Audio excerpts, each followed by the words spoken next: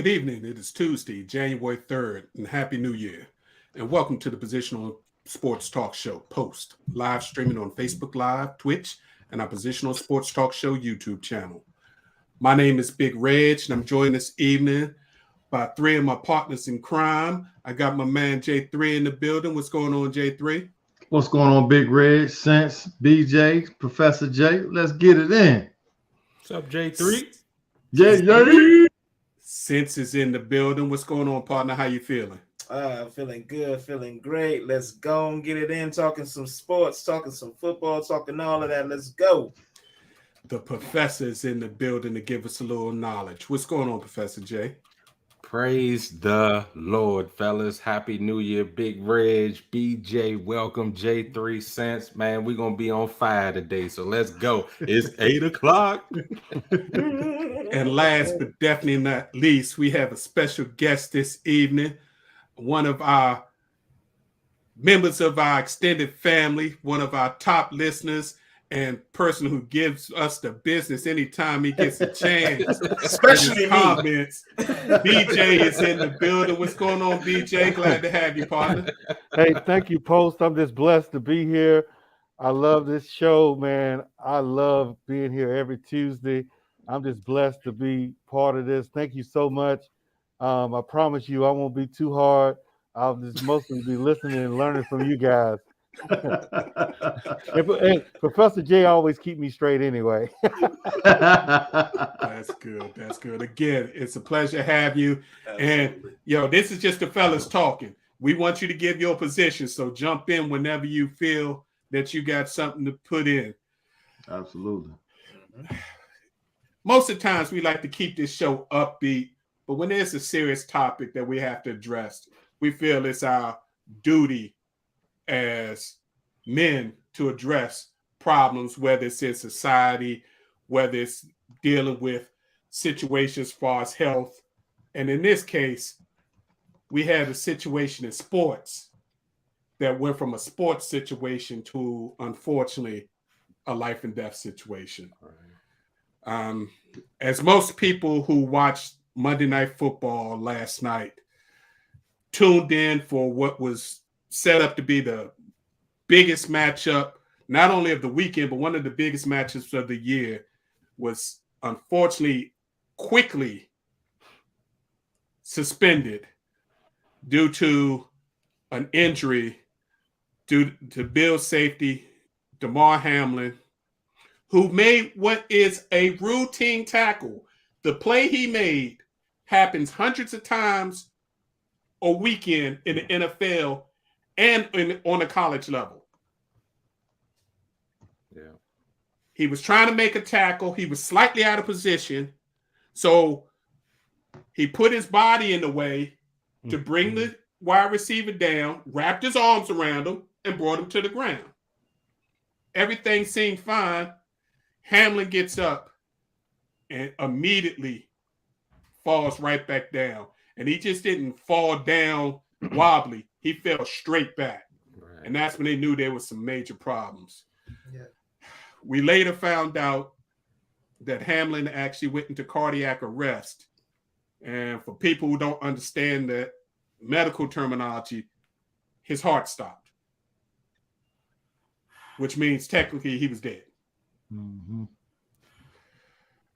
Medical personnel jumped into action. They literally had to provide CPR to him on the field. They did that for several minutes. They had to bring, unfortunately, the ambulance out to get him, but they were able to resuscitate him, get his heart moving, put him on oxygen. Took him underneath the stadium for a few more minutes because they knew his mother was in the stands, and they sent personnel to go get his mother so his mother could ride in the ambulance with him because they knew how dire the situation was. Since then, there's been little information that is leaked about the situation. On one of the many shows that I watched to prepare for this show and things that I've read, there's been mention that they actually had to use an automatic defibrillator on the field to bring him back. They had to have the players surround him and face out to protect his privacy while they were doing this work. But can you imagine what those players had to deal with, listening to what's going on? Some of them looking over their shoulder, seeing their fellow brother. So that's why you saw those expressions on people's faces last night. He's in critical condition. Other than that, there hasn't really been any updates on his current status. And from that, fellas, I just, let's just talk about when it took place. How were y'all feeling then? And after you've gotten more information, how do you feel now about the situation? Hey, Big Reg, can I give you an update I saw on CNN? His uncle came on CNN about 30 minutes ago and actually said that they had to bring him back to life twice, once in the hospital. They had to bring him back in the hospital. He was on CNN. His uncle was talking to CNN about 30 minutes ago. Wow. It's So sobering. that's how serious this was, man. Absolutely. It's just sobering, like a sobering reminder of just how fleeting, life could be just in a moment's time, like a snap second. It's put yourself in the mom's shoes. You're going to see your child play, not thinking in a million years, 1,000,001 chance that would happen.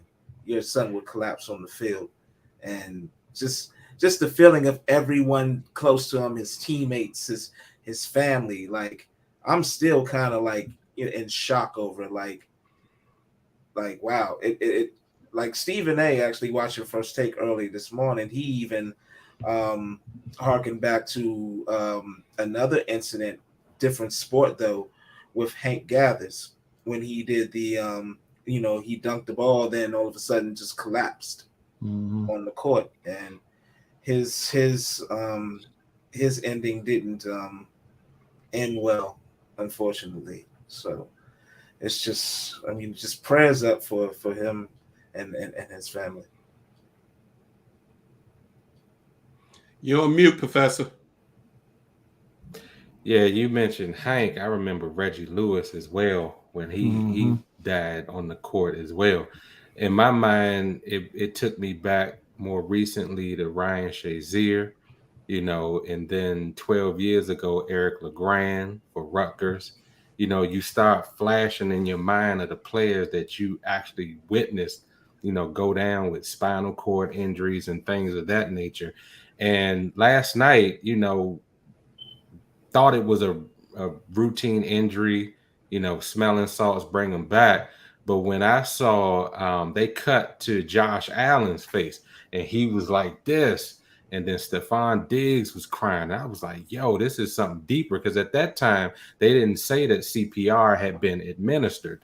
They just kept saying on the broadcast that they were working on them.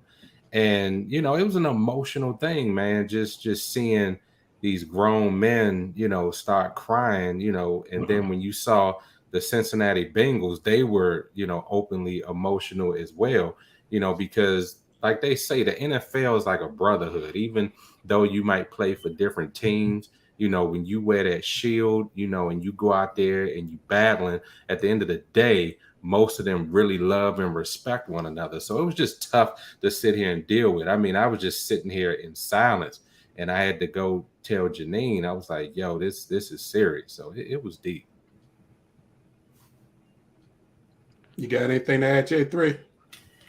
I'm still bewildered because it's just, this is an individual who was ready to play the game. The game had just started. And for something like this to happen all of a sudden, it makes you wonder, at any given time, your life can be taken from you. And we take life so much for granted, not realizing that even though, like you said, he's playing a sport, but he's a human being just like we are. And for him to have to go through this, I really feel for him and his family, because no one expects anything like this to happen. And this is on primetime TV. So it's like the whole world is watching, because we all know the NFL is king. Yeah. And not only was it on primetime TV, because of the Rose Bowl, ESPN switched it to ABC, so it was on Mhm. network TV. Right. Wow. Mhm. Yeah. But I want to give a shout out to ESPN and how they handled it. When the play actually happened, I was actually just returning back from home, so I didn't see it live. I was listening to the game as I was coming home, and when I heard that they were stopping, I was like, well, I was like, oh man, must be a head injury. When I listening to their coverage after the fact, as things were happening and they didn't know what was going on with the show, the announcing crew that was handling did a very good job. But Scott Van Pelt and Ryan Clark, Oh man. once they went back to the studio, Oh, my the goodness. way they handled that situation live and dealing with it, and especially Ryan Clark talking about it from a player's perspective and dealing with the situation, not as horrific, but where he was in a situation where his life was in a little bit of jeopardy from playing football, just Mhm. brought everything together. So, I mean, they did an excellent job. Also got a shout out to Speak, which is on FS1, one of the newer talk shows out there. Emmanuel Acho, Joy Taylor, the show they put on today was amazing. And it's interesting. If you watch a lot of different network sports shows, you can see the difference. A lot of things that are important, maybe have cultural significance. FS1, which is owned by Fox, doesn't necessarily want to get into it. They may graze it a little bit, but they don't get into it. They put their whole show, an hour and a half, on this situation. So shout out to them. But I want to give y'all once I actually saw the play, it immediately brought back a situation. I never played football at that level. The highest level I ever played was in high school. But I was playing a game, I believe it was my junior year, and we were playing one of high schools that J3 went to, Bishop McNamara. They had two running backs that weighed over 200 pounds. That's huge for high school running backs. Mm-hmm. And one of them weighed 230. Mm. And I remember taking a shot very similar to the shot that caused this situation, where I was slightly out of position. The running back was coming through the hole. My job was to stop him. So I leaned toward him, and he put his head down and put his helmet right in my chest. Mm. And just to think that if that was over any sort of way, that something like that could have happened. Because obviously we don't know exactly if there was an underlying situation. That nobody said anything about that. But some cardiologists are saying that if a sudden impact to the heart at a certain angle when the heart's beating can cause this automatic Shut down. arrhythmia, which would shut the heart down. And it looks like that's what happened. When he popped back up after it, everything shut off. So yeah, because they say it takes like 6 seconds, and it was in that time frame when he jumped up, took a couple of staggering steps, and then he went back down. And then for those out there that don't know the difference between heart attack and cardiac arrest, a heart attack is when you actually have a blockage that causes the heart to defibrillate or go into cardiac arrest. So you can have a cardiac arrest without having a heart attack, but you can't have a heart attack without y'all know what I'm saying.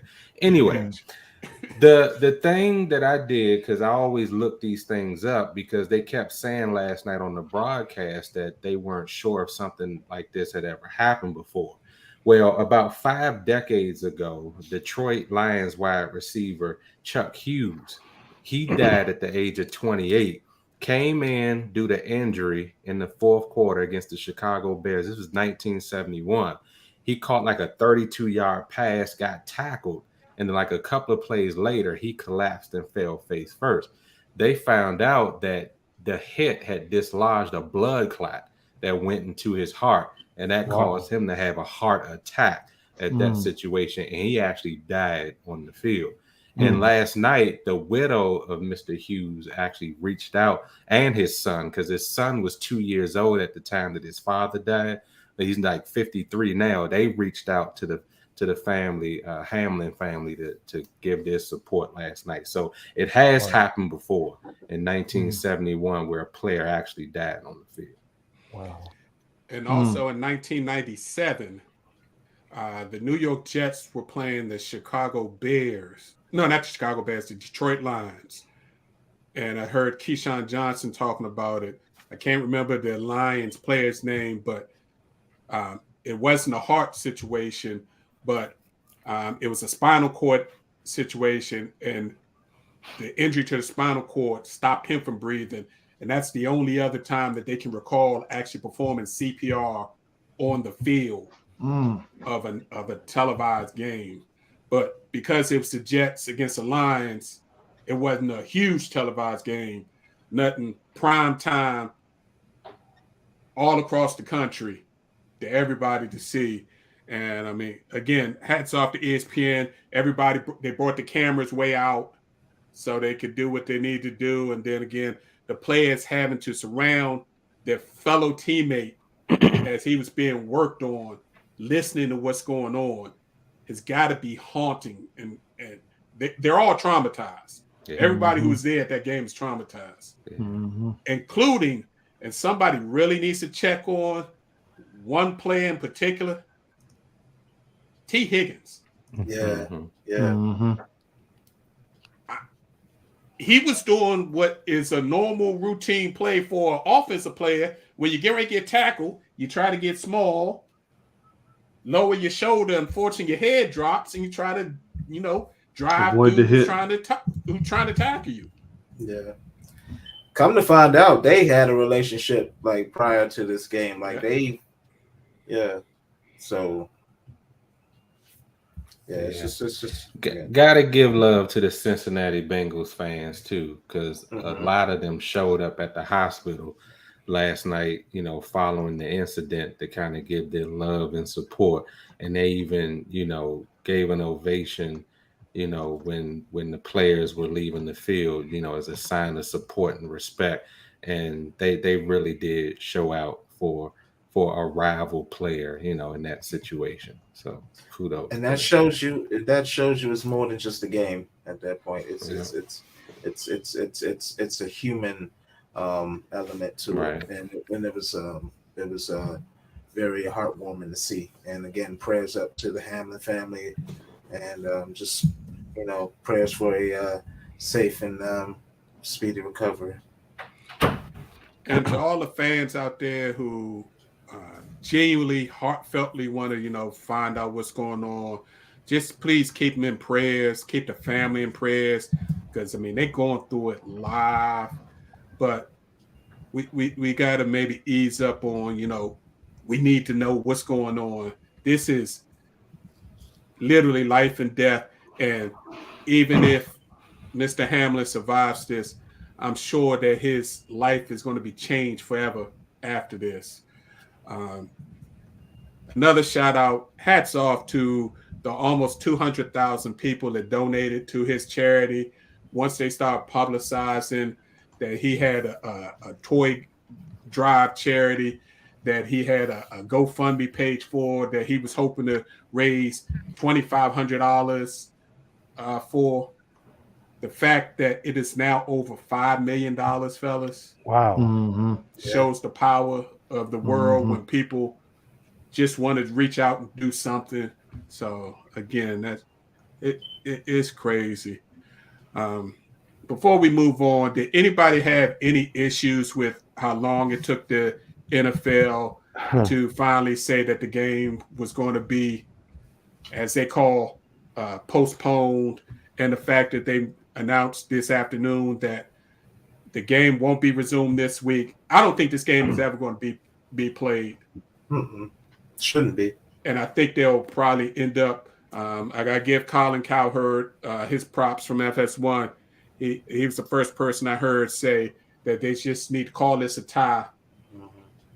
Ties are in football, and just figure out, base the playoff seedings on the winning percentage and go from there in the AFC. So my thoughts is this. First of all, real quick, it just amazes me that first of all it took them that long to really decide that they were going to postpone the actual game. But then on the flip side, it doesn't surprise me because we all know the NFL is all about making money, right? And so they're going to try to some kind of way make it so that they're going to play this game, and they're going to get the revenue that they missed out on Monday night. Then on top of that, would this have actually happened if they would have extended the lead with the amount of games that they're playing now? Something to think about. Yeah. So my quick comment was last night when Booger, when he made his statement, me and my buddy was on another Steelers fan, and when Booger made the difference between like a broken leg or something like that, and this guy having CPR right there on the field, me and my friend got so emotional because the NFL should have just right then, game over, postpone, move on, none of that 5-minute crap. I'm sitting there going, what are they doing? What? And me and J3 talked about this earlier today. He's right.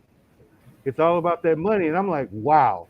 So I was really upset that they should have just like that, got those guys in the locker room, get them showered so they can get to the hospital and support that, Lamar. So I was really hurt and upset about that. That's my only little comment. Yeah, it just showed that the intentions were definitely selfish on their part. It should have never gone that far. The minute, as to BJ and J3's point, that CPR was being administered, what more do you need to wait around and find out? What more do you need to contemplate? Like, shut it down. But greed and money is king, unfortunately, above humanity, and it's sad. Yeah, I hear y'all. I guess I don't take that extreme stance on it because number one, this is something that shocked everybody, including every official in the NFL. And then for them to take time to actually have conversation about it so they can make sure that they made the right moves in this situation, I think they deserve a little bit of grace in order to be able to do that. Because to do a knee-jerk reaction and just say the game is canceled, I mean, we might think from our standpoint that that's the right thing to do, but we're not running an organization the size of the NFL. You also got fans in the building. You got all these other people to consider and think about. So it's not so easy to automatically say we're going to cancel a game of this magnitude and this importance. We understand that life is more important than anything, but people who make those decisions way above where we are, I think they had to at least give some grace and some time to consider all angles. I don't think at all that they considered playing the game after they learned the magnitude of his injury. I just think that they needed to at least have a conversation, get all their ducks in a row, and then make an informed decision about what should happen after that. So I'm not, me personally, I'm not going to kill the NFL and just say it was just about money. I think it was about gathering information and making the proper decision and not just doing the knee-jerk thing and just saying we're going to suspend or cancel the game. If I could just follow up real quick to Professor Jay's comment, the challenge I have is, we had said earlier, when the players surrounded him to protect, when they're doing the CPR and stuff, they knew then. They still waited another almost 30 minutes before they made the decision to postpone the game. That's what upset me. You got the players crying, you got everything, how serious this is. There's no reason why they should have just made that decision right then. I agree. Don't do it at the beginning, but you got to go to the locker room, call the commission, all that crap. No, that's just me. But I think that BJ, was they just have to me. follow protocol. And let's just be straight up with each other on this show. Don't act like everybody cares about the life of that young man that was on the field. You guys are absolutely right. You have some people that only care about that bottom line, but I'm not going to say that's the entirety of every executive at that level on the NFL. And that's why conversations need to be had so that the proper decision can be made. I had no doubt that the voice of reason in the room, whoever it was, would have gotten commissioner, whoever else to cancel the game. But I just knew it couldn't just be a knee-jerk reaction. And then I'm not going to fool myself and think everybody actually cares about what happened to him. Not so much knee-jerk though, but still, to BJ's point, not no 30 minutes either. Anything else you can decide after the game's over. You can sit and have a meeting, but you shouldn't be doing all that like, prior to just making a final decision to cancel the game. Like, handle what needs to be handled right now as far as like, okay, we're not playing no more. And then afterwards, you sit and have a meeting of moves going forward. But that's just... those things had to be talked about, Sense. And to the point, both coaches had to come together and talk before they decided that they would leave the field. They didn't decide that on their own. They had a conversation. You got to leave room for people to talk about things, even in tragic moments, such as what happened last night. You just can't say all the players go in the locker room. We ain't playing. It's just not that simple on this level. That's all I'm saying.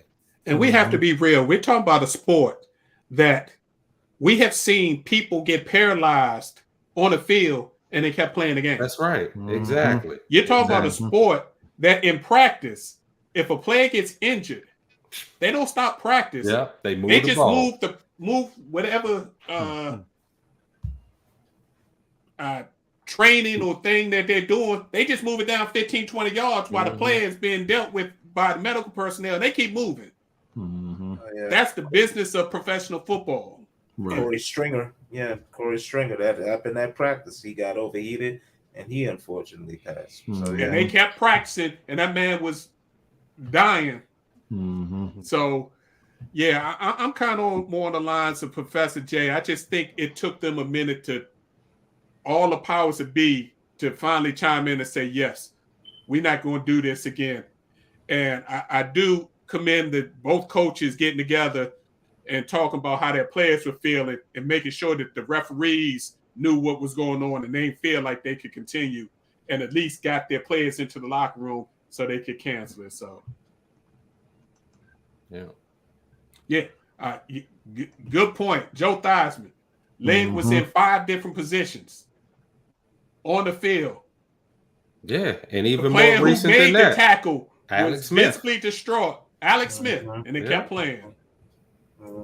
It's just and Alex Smith's leg almost cost him his life. So when you get mad at your favorite fantasy player because he didn't do well, or get mad in the off season because your player is asking for more money, or the union is asking for better benefits, now you have another visual reason why they do that.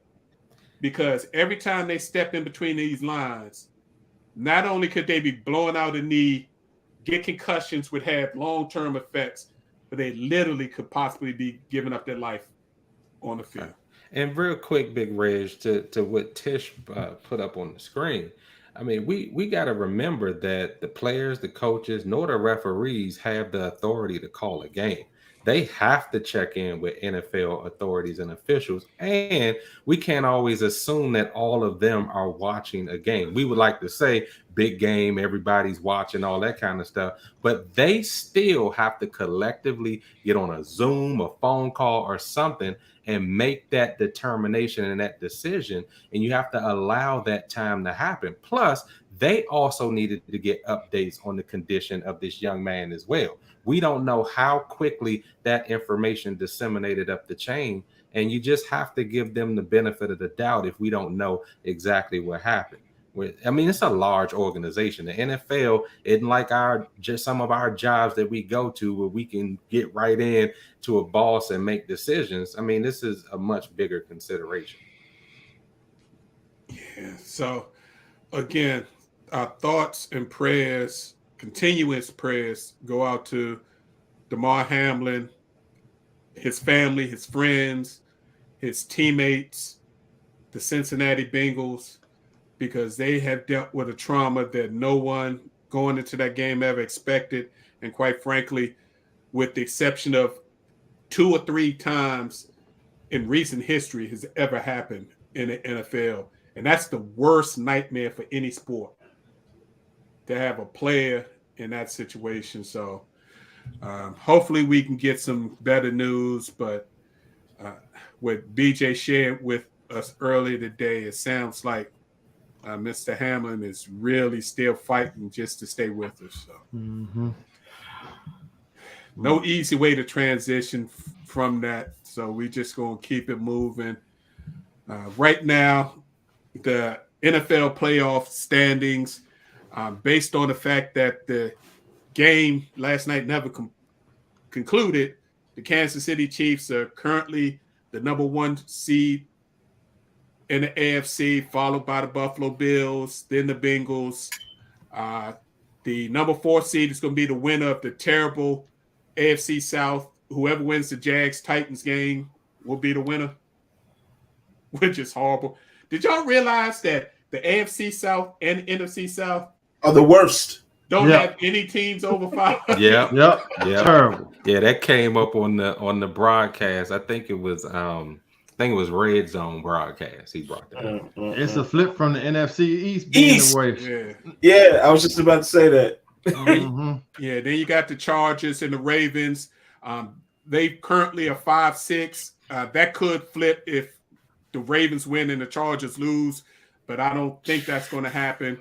And then the number 7 seed, old Bill, struggling as he may, looks like the New England Patriots are going to sneak into these playoffs. They limping in.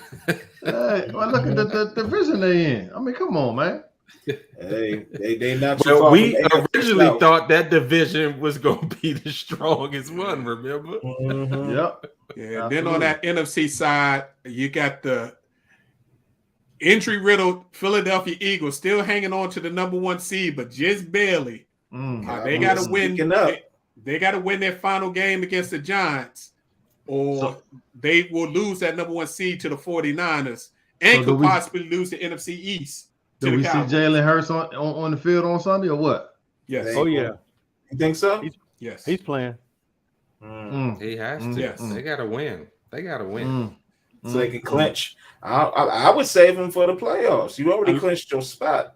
Like, what? Is it really matter? You want that? You want that home field. Don't nobody want to go to the link. You want the home field, and you also want that extra week. So if he plays this week, then he's got a bye week to let it heal some more. But yeah, he's not. Yeah. He's not giving up. Yeah. And unless want batteries thrown at them.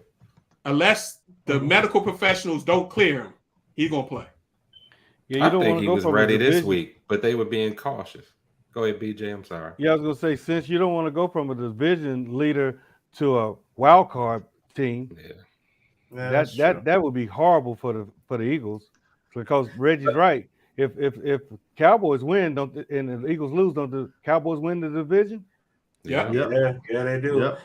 I guess my point is, I would want a 100% healthy Jalen Hurts, as opposed to like an 85, 75% healthy, and that could be even more catastrophic for the Eagles going forward. But that's just me. Oh, I'm sorry, fellas. Let me just cut in real quick. Tish, we did mention T. Higgins. I'm not sure when you joined, but we did say prayers up for T. Higgins and how his mental state was too. Yeah, absolutely. And you got the 49ers with your boy Brock Purdy still doing his thing. Man, yes, Purdy. The Vikings are locked in at the number 3 seed, but man, they look terrible. Yeah. Why? I ain't got nothing to say. That game was just horrific. And as bad as the Bucs have been playing, you can't kill Tom Brady. I don't know if whether it be the Eagles or Cowboys, one of them teams gonna have to go down to Tampa and play Tom Brady in the first round of the playoffs, and that's not gonna be a fun situation. It ain't easy. It ain't gonna be easy. I hope it's Dallas. You got It's going to be They interesting to frauds. see what the Giants do. The Giants are locked into the 6th position, so they can't improve their situation. Do they rest Saquon Barkley for a week? I hope they don't. I hope they don't go far. J3. I hope they don't go far. Little That's people ain't wrong. going nowhere. Little people ain't going Oh, far. Sorry, man. Karen. Sorry, Karen. Oh man. Yeah, but I can't stand them Giants right now. J3. And do y'all think that the Detroit Lions will be able to do what the Vikings didn't do and put the Packers out of their misery on Sunday night? I don't know, but I Because know that's Aaron a Rodgers division is rival Yo, who's been nah. beating on you for yeah. Yeah, Aaron 10 owns years. them too. And plus, I hope with everything so. on the line as far as playoff implications, like, I mean, I hope so. You Yeah. can say what you want, but Aaron Rodgers is scared right now because the Detroit Lions are for real. they for real. Man, they've been trotting along like their wheels done fell off. I ain't scared of Detroit, man. They up one week, down the next week. Aaron Rodgers, what they just did the Vikings, they gonna make they about to whoop That us. was my other side of the coin. I was gonna say Aaron Rodgers, a determined and pissed off Aaron Rodgers is also dangerous. So Yeah, I he mean, the same one that was complaining about the team in the beginning of the season because they couldn't catch balls. Now that they winning, now he and since then that boy lovable Watson W. has emerged. mhm, That boy mhm. Watson is a bad boy. I wouldn't count out Aaron Rodgers. That's all I'm saying. Now let's be real. This ain't been about Aaron Rodgers this winning streak. This has been about them transferring that team from an Aaron Rodgers team to a running team. Running team. That Yeah. Aaron, you only Yeah. got to make 2 or 3 plays during the game. Right. Be a game And- manager. Yeah, And that's basically Mhm. Watson and Tunyon. And that's what he does. Mhm, He mhm. hits those strikes, touchdown, running game. Yeah, That's it. it works. yeah. Before we another just bit of NFL news. I don't know if y'all heard. We know that there's currently 3 openings out there: the Colts, the Carolina Panthers, and the Denver Broncos. Rumors have been swirling that the Denver Broncos, against the Rooney rules, but I'm gonna leave that alone for right now, have Yeah. 2 main targets that they want to hire as the head coach. Their first option would be former Saints coach Sean Payton. He didn't want that job. I don't think Payton wants to deal with a brand new ownership group that he's not familiar with and doesn't know their He style, went Dallas. things of He want that sort, Dallas, exactly. and a GM that he's not familiar with. But rumor is they're willing to pay Payton somewhere in the mid-$20 million a year range Don't to matter. take that Don't job. matter. He don't That's want it. ridiculous. I think Jerry would pay him that too. Mm-hmm. If they can't get Payton, they've already reached out. I'm sorry, Sense, Oh, I to don't. current University of Michigan head coach Jim Harbaugh. They can have him. They can have him. Dude, wouldn't want him. you can't possibly mean that, Sam. They can have him. Who y'all Look, gonna get to be a better coach than him? Do you up remember in what Ann Michigan Arbor? was before Jim turned that Right. program back around? Dude, I mean, look. Yeah, I remember, but I also remember Saturday night, and I know we about to get into that. But yeah, he cost them that game. That's all I'm gonna say. Time management. He got him to that game. Time management. Before y'all got to that game, and before Harbaugh came back, y'all were not second in the Big Ten, not third in the Big Ten. down. Y'all were like Michigan used to be a good program. Okay, y'all made it seem like he's doing this all by himself. There's also his staff. Johnny, he put that program together. What are you Okay, talking but how about? many years before of ineptitude was there when he was at the helm at Michigan? Isn't it about how you end, not how you start? Hold on. His first year, he won 10 games. But couldn't beat Ohio. Look, we about to get into it, so let's Okay. go ahead. I mean, you the one kept going. I just quick. If I wasn't on post, you guys would have saw my comments on the side. Professor J know that this is like Red said, not following the Rooney rule. It's just open. You know what the last word is. That's the bottom line. Yeah, Mhm. absolutely. Yeah. Absolutely. It's just amazing. yeah, we got these rules and we're gonna follow them. Oh, but I'm gonna hire who I want. Mm-hmm.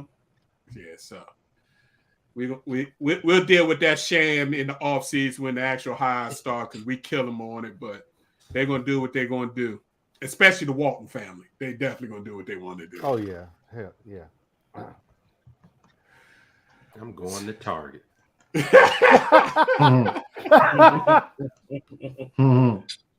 So, I mean, this weekend, week 18, which is just crazy to me that we even have a week 18. You've only got two days of games. You got the Saturday games, 4:30 games, Chiefs and Raiders. The Raiders actually looked a little better this past weekend. Stidham. With old Stidham in, and have made it quite clear that Carr's on the trading block, that they want to try to trade Carr if possible. If not, they're gonna cut him. Guess who's gonna want to take him? He'd be better than what they got now. Mm-hmm. Sure would be. I don't think he like his coach. That's the issue. Yeah. So that's 4:30 o'clock game, and then the AFC South winner take all game, Titans and Jaguars at 8:15. Jaguars. Sunday, the Cowboys got a chance to see if they can win the NFC East and go from a 5 seed to a 2 seed. Ain't gonna happen. Nobody care about that game. Fraudulent, man. Y'all think Washington just gonna lay down after their performance last week? Basically, they laid down last week. Right. It was that daggone General Tutty or whatever his name was. That was bad juju. I can't believe. Man, never mind. Go ahead. Also at 1 o'clock, you got the Patriots at the Bills and the Ravens at the Bengals. How are the Bills and the Bengals going to play this week after dealing with what they did? I don't know what teams are going to show up. Reggie, I had a question in relation to that. Would the NFL consider really delaying this whole week because of this situation? Like we would have a COVID situation and move it. You know, I know that would cause the Super Bowl and all that stuff to move out, but my point is that what you're saying, are these guys mentally ready to play this game on Sunday? Right. Well, let me say this to you, BJ. When Sean Taylor got shot and killed in his home, Washington was on the field the very next week. So the NFL, and it's a man that got shot and killed, right? The NFL gonna find a way for them to play that next game. Trust me on that. Okay. They've already said next week's slate is locked in and it's happening. So wow. Yeah. And that's the precedence right there. He was shot and killed, and Joe Gibbs had to get that team ready to play that next week. That's Chicago. Wow. Okay. I get it. Yeah. Those games are going to happen, and it's going to be interesting to see how both of these teams play because, T. Higgins, how is he going to perform? He's a big body, strong, use my physique to play football. Some athletes never get over tragedies like this. When they hurt somebody else, never get over it. So I could see individual players, sitting out, but they're gonna have to put a team on the field to play the game. Yeah, okay. I agree with you. Another big game, Jets and Dolphins. Dolphins need a win and need to hope for the Bills to beat the Patriots or that early start. What were they? 8-3? We'll end at 9-8. I mean 8-9. Pardon me. I mean that's a wave fall. And we got to talk about our man, BJ's favorite team, Mike Tomlin and the Steelers. I told y'all they were gonna beat the Ravens. You called it. Can they do it one more time? They're at home against the Browns. Yeah. Can they put that defense on Deshaun Watson, who until they played Washington, have been playing horribly. Right. They'll be able to do what Washington wasn't able to. And the Ravens have a horrible home record. They're terrible at home. And that's what I was leaning on. So, I mean, if Tomlin wins this game, they actually have a slim playoff hope live, but that would be he would extend his streak of never having to lose a season. Mm-hmm. I don't care And about he's the playoffs. Yeah, I just want him to go 500. If he can go 500, I'll be happy because if they get in the playoffs, they're gonna play somebody like Kansas City and get rocked. But you know, Yeah. BJ, I can appreciate a realistic fan. So, yep. Hey, I gotta step out for a second. I'll be back. Okay. all right. And then your afternoon game, the Giants at the Eagles. Eagles got to have it. Yeah. What are the Giants going to do? And then we end with the Lions at the Packers. So, Man, if the Eagles drop this one, I'm gonna be concerned. I already told my wife, I'm like, they might not win a Super Bowl because you can't go into the playoffs limping like that. You just can't turn it up. We said that about Kansas City, and what happened to them last playoff? Out of there. Yeah. and they lost the one of their defensive ends last week. He's done for the year. Sweat is done for the year. Josh Sweat, yeah. So Yeah, he's good too. He's comparable to Montez Sweat for Washington. They good. I just don't see a real. I'm sorry. Go ahead, Big Rich. Now go ahead, Sense. I was gonna say I don't see a repeat performance that last week by Daniel Jones again. I'd see that as being an anomaly. I see Eagles. He had a few games like that though, Sense. He had a few games like that this year. I mean, most of them games were on Saquon's back though. He gonna get paid. So. That was show. Look That at was Big a Ray, show me the money game, man, that's bro. right. He had at least 3 games where he played like that this year. So what's the Eagles defense going to do though? Are they going to shut him down, or are they going to let him have it his way? I say shut them down. I just want the little people to lose anyway, especially at Oh wow! Hey, you go in there, get No. him, Karen. Hey, you're gonna have to deal with that one, bro.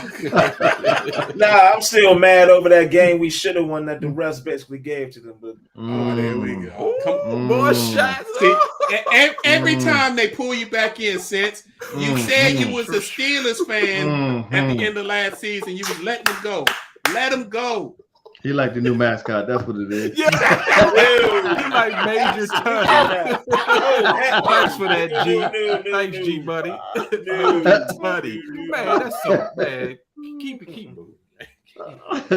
Y'all are funny. Y'all are funny. All right, let's talk about the college football playoffs, fellas. we have to. Yeah, let's get it over with. Since At least Notre Dame won. number 3 TCU beats number 2 Michigan 51-25. Yeah, Lord.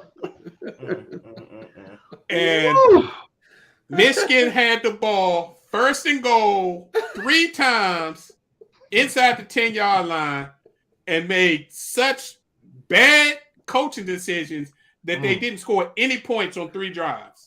Yet you wonder why I want Harbaugh to go to Denver and take that But job. who you gonna get? Keep going, Big Red. I mean, and the fact that they didn't play their normal brand of football, I know. which is physical, Right, bully ball. physical. We gonna come in and we gonna run, and we gonna shut your run down until by the 3rd or 4th quarter, you're gonna be so tired we can just dominate and win the game. That was They- Harbaugh wanting to be cute. Actually, TCU punched Michigan in the mouth. In the and mouth. kept on They weren't punching. expecting it. Yeah. Michigan was not expecting that performance from TCU. They It's weren't. like they took their own playbook and used it against them. Yeah. That was a good point. I was That shocked. was a good point. I was I was shocked. Who called TCU? One of us called TCU. Was it you, J3? Oh, it was BJ. Okay. Nope. I mean, I put it 2 in the pick sixes didn't Yeah, hurt. that's right. That's right. Right. I He mean, put it in the comment. yeah. Yeah, I ain't got no words. yeah. It's something about them Harbaugh brothers. You know, when they get in the playoffs, they think they can outsmart people. It's not just them. A lot of, unfortunately, coaches think, oh, we got this extra time, so we're gonna put this new stuff in there, and they ain't gonna be prepared for. And what happens is then you can't do the stuff that you did to get there well enough during the game, and it ends up hurting you. So Go with what works. Another reason why. Go ahead. I'm sorry, BJ. I was gonna say, to help Sense out, I really thought that first touchdown was actually a touchdown that they put on the 1 yard line. I do too. Yeah, I think they robbed Michigan on that one. But then the play call after that was kind of, well, they fumbled. It was horrible. Michigan. Yeah, go ahead. Michigan just fought too little, too I've late after that. I'm sorry, go ahead, Jay. No, I'm just saying that was one of the worst fumbles I've seen all year. Because he was going to get in, but the ball was just on the ground. I mean, and kick the field goal. Get your team after a terrible call. Get your team 3 points. Get on the board. Get them going. Right. Nah, you're going to try. And then they're going to try the Philly special. Come on now. Oh, my God. Yeah, they did. Harbaugh. They did the Plain Harbaugh, his arrogance, his wanting to be smarter than the next man. And plus, let's just keep it real. Harbaugh wants to get back in the NFL anyway. So, I mean, So you think his mind wasn't on this game? That's what you're saying? probably not. He probably was riding high. Hey, I got my team to the playoffs. I would probably agree with you on that. Yeah, he like, look, I know the NFL gonna be knocking down my door. In the late night game, number 1 Georgia survives, and I do mean survive. Man, Yeah, Ohio State 42-41. My goodness. Man, I was mad. And fellas, this is just me. It's kind of like what happened to Georgia last year when Alabama's receivers went down, and then all of a sudden the game changed because they couldn't stop them. Mm-hmm. Marvin Harrison Jr. was torturing a beast. Stunned like his daddy. Man. Stunned like his daddy. And when they started shifting all the stuff to him, then the other wide receiver was killing him. Mm-hmm. So, I mean, he had a outrageous effect on that game. And when he took that shot trying to catch that end zone touchdown, which should have been targeted, because the guy lowered his head, hit him right in the helmet. Yeah. That changed the game. Yeah. It was 2 targeting calls missed that night because Michigan should have had one too. Had one. But Ohio State lost that game because of time management. They didn't use the clock in the fourth quarter like they should have to their advantage. And I will say this, J3, if they had hit that field goal, Georgia would have lost on time management because they scored too quickly. I was like, y'all need to slow it down. Yeah. Because CJ Stroud was killing them. CJ was killing them. You know why? He was mad he ain't get that Heisman. Yeah. Right. Yeah. I will say one thing about Saturday night. None of those games were boring. It was like right down to the wire. Absolutely. Even that USC game was crazy. Down to the wire. Tulane, who'd have thought? I hate to say it, but the field goal kicker for Ohio State probably should put his name in a transfer portal if he's not a senior. Yeah. Because it's going to be hard for him to go back to that campus. Yeah. Not saying it's right, but that's going to be life for him to go back and try to take classes and everybody on him about he just missed the field goal. That wasn't even close. He shanked it. He shanked that thing so bad left. As soon as it came off his foot, it was no way that was getting nowhere near. Yeah. I think what was it, like a 48-yarder? Was it like a 48-yard field goal? It was a 50-yard field goal. He had plenty of leg. It wasn't the distance. Oh, yeah. Wow. He just shanked it. It was nerves, man. Him and my man from Jackson State, the one who dropped that touchdown that was right. That was worse. Yeah. That was worse. It's hard to kick. That dude had that ball right in his hands. That was worse. Yeah, that was way worse. So the national title game, fellas, is next Monday, 7:30 p.m. SoFi Stadium in beautiful LA. It'll be broadcast on ESPN. Is Georgia going to repeat, or does TCU keep this carpet ride going and do something that Oklahoma couldn't do for the Big 12 and actually win a college football playoff 4-team national championship? Frogs Go ahead, BJ. dogs. You first. BJ first. Let me hear BJ first. I got TCU by 10. Wow. Coming in hot. Wow. Coming in hot. Wow. I gotta kind of agree with Hey, BJ. 'cause Professor J, and I want my hat, Professor J. Yeah, I wasn't expecting TCU to come and No, beast I out don't the know, way they man. did, I just man. hope they stay in the game, to be honest with you. I don't know, man. They might have something for Georgia. They got me believing. It's something about a David versus Goliath, and I think I mentioned this in our chat.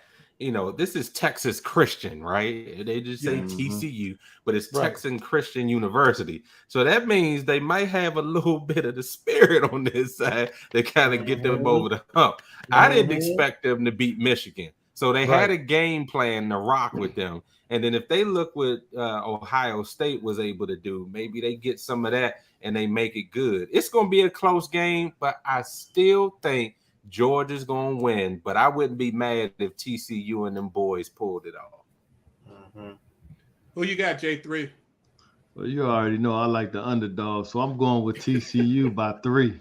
Frogs versus dogs. Yeah. All right. Well, I'm gonna be the Debbie down on this. I think Georgia got his wake up call, and also TCU doesn't have a receiver anywhere close to Marvin Harrison's ability. Now they do have the dual threat quarterback that they're gonna have to deal with a little bit, but I think they're used to that playing in SEC. I think Georgia comes out to send a message to TCU, and it gets ugly early, and they coast. Wow. Georgia by 10. Who do you have, Sim? We shall see. Oh well, I One said of I them. wouldn't be. Well, I'm kind of with Professor. Like I wouldn't be mad if TCU won, but like kind of my head is saying Georgia's going. They might pull it out, but I want a really like exciting close game. But I wouldn't be mad if TCU. My heart's going TCU, but my head is saying Georgia. If TCU play like they did the other night against Michigan, it shouldn't even be close. I don't know, J3. Alrighty. Michigan, to me, their quarterback play was always suspect to me. Stetson Bennett is a baller. He is a much He better should be. He's quarterback. 25, almost 26. But he is Right. a much better Literally. quarterback than Literally. McCarthy. Right. He working on his Stetson Bennett. AARP card. Yeah. So then you know they gonna win this. Michigan relied on their running game, and see. And one other thing, bro. One last quick point about Michigan. They definitely missed Blake Corum. Blake Corum's entry. Yeah, Yeah. absolutely. Yeah. Absolutely. Absolutely. But they still was able to run the ball, but TCU was waiting on them. Yeah, I think they tried to be too cute and didn't press the issue. All right, fellas. We dealt with a heavy subject, and then we talked about some more football. So it is time for us to get up out of here. But before we do that, we got to get our final post. Since we have a special guest, we're going to give BJ the first crack. BJ, what's your final post? What's your final message for the listeners out there this week? I just say stay blessed, keep the faith, keep masking up because COVID's still there, the flu's out there. Just stay safe. And I just want to say thank you, Post, for having me being on tonight. Thank God you for bless. being here. Appreciate Thanks you. It was for our coming. pleasure. It was our Yes, pleasure. sir. Yes, sir. J3, what you got for me? Real quick, I just got some real good news. I want to say a happy birthday to my pops. He turned 77 today. My man. Happy birthday, Pops. Love you. Yeah. Hell, Yes, sir. Sis, what you got for me? Just want to say again, it was a pleasure talking sports with you, BJ. It was a pleasure talking sports with you, fellas. I just want to, as a nod to your Steelers, BJ, I just want to give a shout out to Mike Tomlin. We bigged him up during the podcast, but we got to give a special shout out because he just passed Marty Schottenheimer's record of 14 consecutive winning seasons with the Wow. 15th. So Nice. Professor. Wow, J3, thanks for that. That now makes 5 people I know born today on January 3rd. Happy birthday, Pops. My sister Yeah. Zakia, happy birthday. Kiki. My cousin Hey, Mike, happy happy birthday. birthday. My Mike. good buddy Henry, my Morehouse brother, and then Minister Christopher Tate, happy birthday. wow. And then I'm going to say Nice. this to everybody. Everybody's always talking about New Year's resolutions. Think about being habitual. Takes 21 days to form a habit. There's something that you really want to change in your life, Focus on it, write it down, set goals, smart goals. Do it for 21 days. It becomes a habit, and it won't be so hard for you to stay in the motion. So no matter what it is that you want to do and change and be more positive in 2023, you can do it. Bless you. You can do it. Man, That is fantastic. that is. We couldn't end this show without mentioning a legend who left us this week. I'd like to send out a tribute. We probably would have spent a whole segment on this man, but we lost the great Pele this last week. He'd been battling issues for the last couple of years and been in the hospital recently. Pele at one time in the 70s was the most popular person in the world. From the slums of Brazil, he became the best soccer player and helped put soccer on the map, not only in Brazil, but across the globe. What's sad about Pele's story is they say he made some bad investments, but what we know what really happened. When he was making money because of his lack of financial literacy, people took advantage of him, and he ended up losing almost all the money he made while he was playing professional soccer while in Brazil, which meant he had to come over to the U.S. and play. Pele was one of the first $1 million a year athletes in the world when he came over to play for the New York Cosmos. I remember that because I remember going to RFK Stadium with my grandmother, God rest his soul, Grandma D, took me and my uncle, God rest his soul as well, to go watch Pele play. I can't even remember the name of the DC team then, but to watch the New York Cosmos and Pele play. And he was in his late 30s, early 40s, and he was still packing stadiums. So we keep losing our greats of the greats, and it's sad, but Pele, rest in peace. I hope your family's dealing with it as best they could. Another great one gone. Yeah. Hey, Big Reg, I can tell you the name of that DC team. It was the Tutties.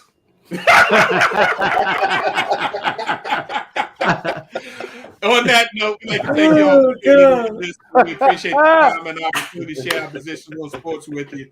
We're here each and every Tuesday at now the new time, 8 p.m. for our next live show. You can also download this show and previous shows via our Facebook page or YouTube channel. Just put in Positions on Sports Talk Show to find us. If you do go to either one of those platforms, do us a favor, please like and subscribe. Subscriptions free. You can also listen to any of our previous shows on those platforms, or if you prefer, your favorite podcast platform. Again, put in Positions on Sports Talk Show to find us. Professor J does an excellent job keeping us up to date on that. If you want to reach out to us, please hit us up on Instagram or Facebook at Positions on Sports, and our Twitter handle is at Positions on SBO1. We greatly appreciate to hear from you and let us know how we're doing. And please, please, please, if you think we're doing a good job, you enjoy the show, please tell your friends, family, and social media contacts about us. Again, we would greatly appreciate it. Have a great weekend. Have a good week. Happy New Year again. This has been the Position on Sports Talk Show channel. Peace. God bless you. See ya. Tutties.